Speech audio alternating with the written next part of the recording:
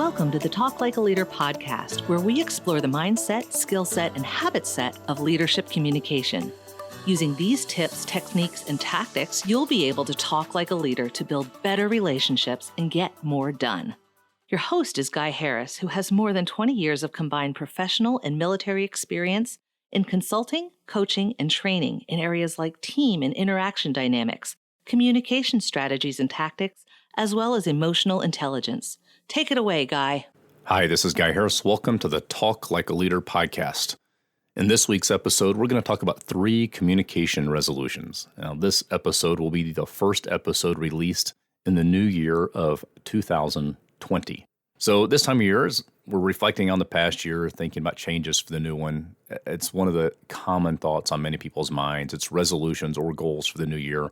And I'm personally entering the new year coming off of 2 solid weeks with my grandchildren in my home, reflective time, not only with my grandchildren, but also the opportunity to spend time with my adult children and with my parents.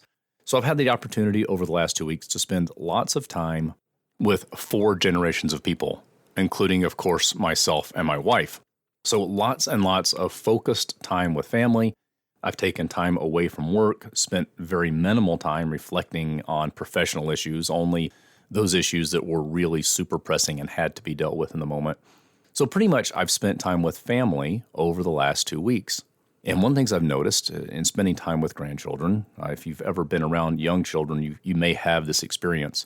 My grandchildren happen to be 5, almost 6, and 3, almost 4. So they're at that age where they are highly communicative, and their communication skills aren't super developed. They're not adult level, although they do have highly developed facial expressions and tone, and actually pretty good vocabulary. So if you've ever spent time with a small child, you know that a small child is in many ways a mirror to you of your communication style. They don't have many of the filters that adults have, or older children who are entering teen years. They show their hurts or their frustrations or their joys very clearly on their face. You hear it in their tone. You hear it in the things they ask of you. And so being around my grandchildren has really forced me to think a great deal about my own personal communication style and the way I interact with other people. I've had a chance to be around my adult children, so I've had some conversations, been able to learn more perspective. You're always learning in your interactions with other people. Learn what some of their memories are from earlier in their life, those kind of things. And then to spend time with my parents and see how my interaction with them is affected by our past history and those kind of things. No, there are no problems here. Everything was enjoyable and fun, and it's awesome 2 weeks.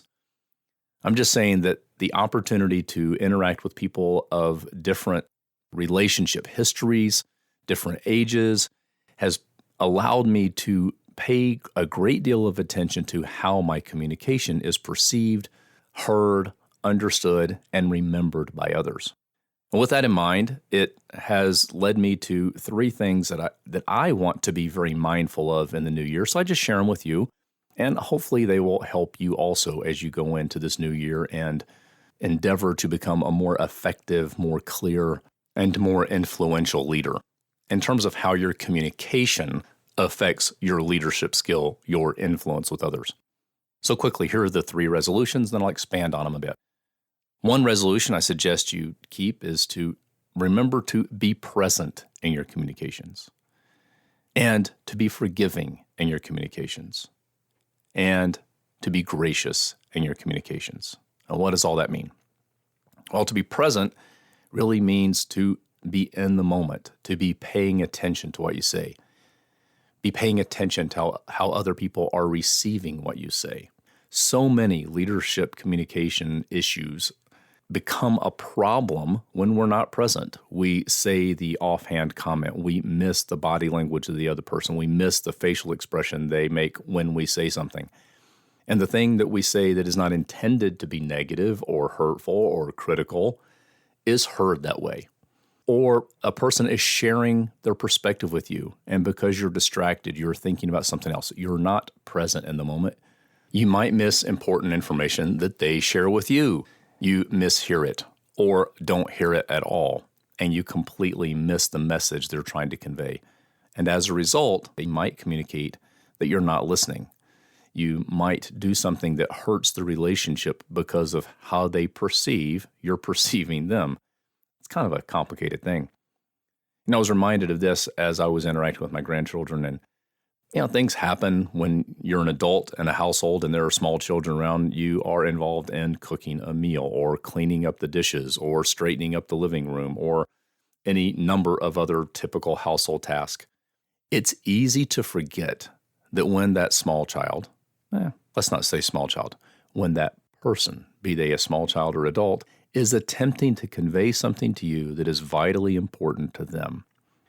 And because you're distracted by a task or focusing on something else and not paying the proper attention, let's say either not paying the proper attention or not letting the other person know that you can't receive it right now and you'll need a minute to clear your head or clear the space so that you can pay attention. In effect, you pretend to pay attention. You convey to the other person that you don't really care about what they say. I had a few of those moments with my granddaughter and grandson where I thought I was present, and clearly I wasn't present enough. And then I could see in their face that they felt hurt a little bit or disappointed, or I did something that wasn't what they asked me to do because I made a bunch of assumptions.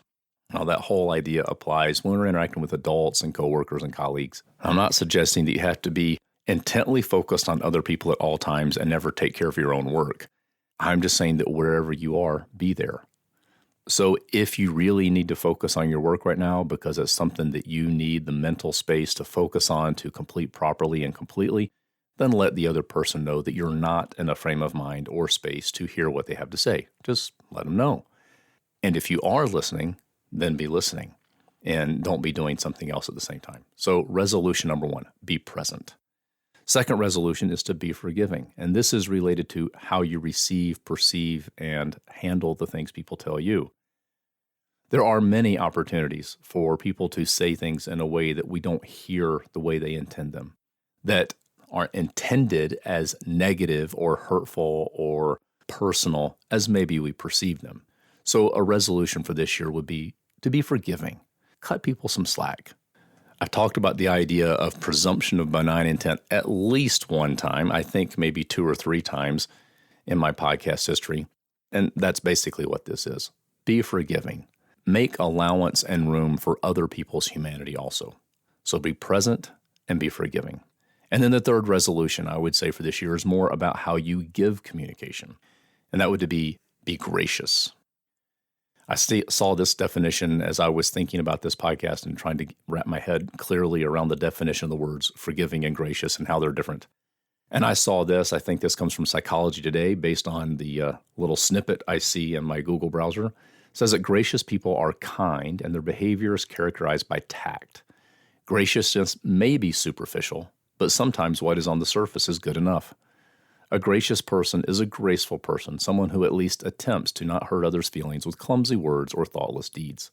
So the idea I'm going to suggest for this year, this resolution to be gracious, is to be aware of how your words, deeds, tone, body language affects other people. Do we convey the idea that we are kind and tactful? Do we convey the idea that we really care about what other people say and do and feel and perceive? Again, I'm not suggesting that you subjugate your thoughts and feelings to everyone else, that you always come second. Not my point at all. My point is to at least consider how the way you communicate your thoughts, feelings, perspectives, ideas, concepts, requests, at least considers how it might be received by the other person so that you offer it in a way that is not hurtful, not clumsy, not thoughtless. I'm reminded by a quote that I believe comes from Sir Isaac Newton, and if not, it's still a good phrase. Tact is the art of making a point without making an enemy. It's being gracious. So the things I'd like to remind you of this year as we're starting the new year and you're thinking about how you move forward in this new year and become a more effective leadership communicator, how you learn to talk like a leader, I'm going to invite you to join me in 3 communication resolutions. Be present, be forgiving, be gracious. If you can master those 3 acts, those 3 things, so many other things will fall in line and you can talk like a leader.